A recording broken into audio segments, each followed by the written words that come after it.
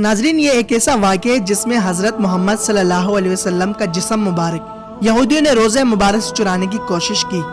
دوستو، نہ صرف آپ صلی اللہ علیہ وسلم کی بلکہ آپ کے صحابہ اکرام حضرت ابو بکر اور حضرت عمر فاروق کی قبر مبارک کی بے حرمتی کرنے کی بھی کوشش کی گئی۔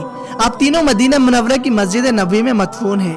دشمنوں نے بار بار کوشش کی کہ ان کے جسم مبارک کو قبروں سے نکال لی جائے تاکہ مسجد نبوی اور مدینہ منورہ مسلمانوں کی توجہ کا مرکز نہ رہے۔ پیارے ساتھیوں، اسی طرح کی ایک سازش سلطان نور الدین جو کہ شام کے بادشاہ تھے، ان کے دور میں یہودیوں نے کی۔ وہ چاہتے تھے کہ حضرت محمد صلی اللہ علیہ وسلم کا جسم مبارک قبر مبارک سے چرا کر لے جایا جائے تاکہ مسلمانوں کا جو مرکز ہے یہ ختم ہو جائے۔ تاریخدان بتاتے کہ یہودیوں نے یہ سازش 557 ہجری میں کی۔ ایک رات نور الدین زنگی اللہ کی عبادت کر کے آرامی فرما رہے تھے کہ انہوں نے خواب میں رسول اللہ صلی اللہ علیہ وسلم کو 3 بار دیکھا۔ ہر بار آپ صلی اللہ علیہ وسلم 2 آدمیوں کی طرف اشارہ فرماتے اور سلطان سے کہتے کہ مجھے ان دونوں کے شر سے محفوظ کرو۔ اس رات نماز تہجد کے بعد سلطان نور الدین نے خواب میں دیکھا کہ آپ صلی اللہ علیہ وسلم 2 سرخی مائل رنگت کے آدمیوں کی طرف اشارہ کر کے سلطان سے پھر کہتے ہیں کہ مجھے ان کے شر سے بچاؤ۔ سلطان نور الدین کپ کپاتے ہوئے اٹھ بیٹھے، وضو کیا، نفل پڑھے اور ایک بار پھر سلطان نور الدین کی آنکھ لگ گئی۔ دوبارہ ایک بار پھر وہی خواب دیکھا، اٹھا، وضو کیا، نفل پڑھے اور سو گئے۔ تیسری بار وہی خواب دیکھا، لیکن اس بار سلطان نور الدین کی نیند ہی اڑ گئی۔ اس نے فوراً اپنے مشیر کو یہ پورا خواب بیان کیا۔ یہ خواب سننے کے بعد مشیر کہتا ہے، سلطان آپ 3 بار یہ خواب دیکھ چکے ہو، پھر بھی یہاں بیٹھے ہو، اس خواب کا کسی سے ذکر نہ کرے اور فوراً مدینہ روانہ ہو جائے۔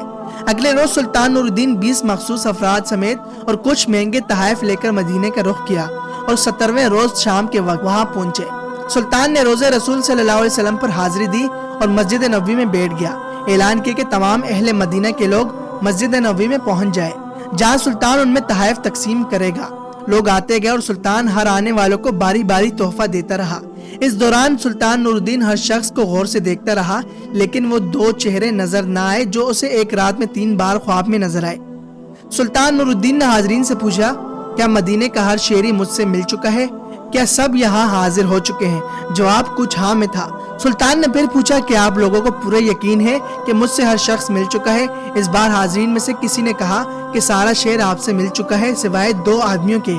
سلطان نے کہا، وہ 2 آدمی کون ہیں اور اپنا تحفہ لینے کیوں نہیں آئے؟ تو جواب دیا کہ یہ 2 آدمی مراکش کے ہیں اور صوم و صلات کے پابند ہیں۔ یہ 2 متقی باشندے ہیں، دن رات رسول اللہ صلی اللہ علیہ وسلم پر درود و سلام کا نذرانہ پیش کرتے رہتے ہیں، کسی سے نہیں ملتے، ہر ہفتے مسجد قباء جاتے ہیں اور مہمان نواز بھی ہیں اور کسی کا دیا ہوا کچھ بھی نہیں لیتے۔ سلطان نے کہا، سبحان اللہ۔ سلطان نے حکم دیا کہ ان دونوں کو بھی اپنے تحائف لینے کے لیے فوراً بلایا جائے۔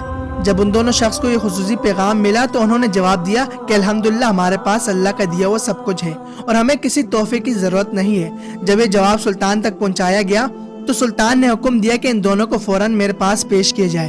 حکم کی فوراً تعمیل ہوئی۔ سلطان کی ایک جھلک ان کی شناخت کے لیے کافی تھی، کیونکہ خواب میں سلطان کو 2 چہرے دکھا دیے جا چکے تھے۔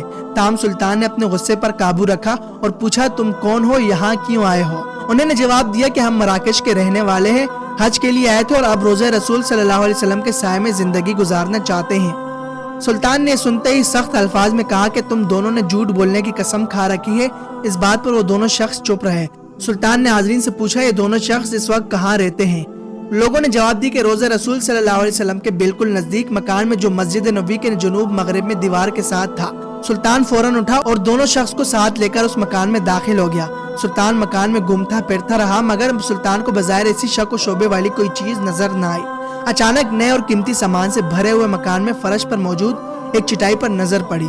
سلطان کی نظر اس چٹائی پر پڑنی ہی تھی کہ دونوں مراکش باشندوں کے ہوش و حواس اڑ گئے۔ سلطان نے چٹائی اٹھائی، اس کے نیچے ایک تازہ کھودی ہوئی سرنگ تھی۔ سلطان نے دیکھ کر غصے میں کہا کہ اب بھی تم لوگ سچ نہیں بولو گے۔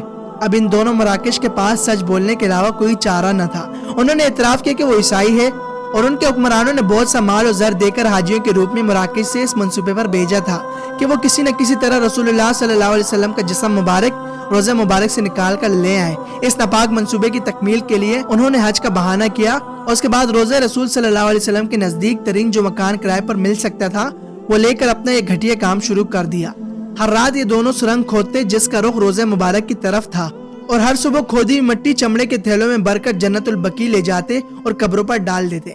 انہوں نے بتایا کہ ہماری یہ مہم جوئی بالکل آخری مراحل میں تھی उस रात मूसलाधार बारिश के साथ ऐसी गरज चमक हुई जैसे जलजला आ गया हो, और जब उनका ये काम तकमील को पहुंचने वाला था, सुल्तान न जाने कैसे मदीना पहुंच गया। सुल्तान नूरुद्दीन ने हुक्म दिया कि इन दोनों के सर उड़ा दिए जाए, और ये मंजर सुनते ही सुल्तान रोना भी शुरू हो गए कि इस गुलाम की ऐसी किस्मत के इसके जरिए रोज़े अक़दस की हिफाजत मुझसे करवाई गई। इसके बाद फैसला किया गया कि आइंदा मुस्तकबिल में भी इस घटिया साजिशों को खत्म करने के लिए रोज़े मुबारक की हिफाजत का बंदोबस्त किया जाए। चुनांचे रोज़े मुबारक के गिर्द एक खंदक खोदी गई, उसे पिघले हुए शीशे से पाट दिया गया ताकि आइंदा कोई भी बदबख्त इसी गंदी हरकत के बारे में सोच भी न सके। सुल्तान ने रोज़े मुबारक के करीब एक चबूतरा भी बनवाया ताकि रोज़े रसूल सल्लल्लाहु अलैहि वसल्लम की हिफाजत के लिए हर वक्त पासबान मौजूद रहे। ये चबूतरा आज भी मौजूद है।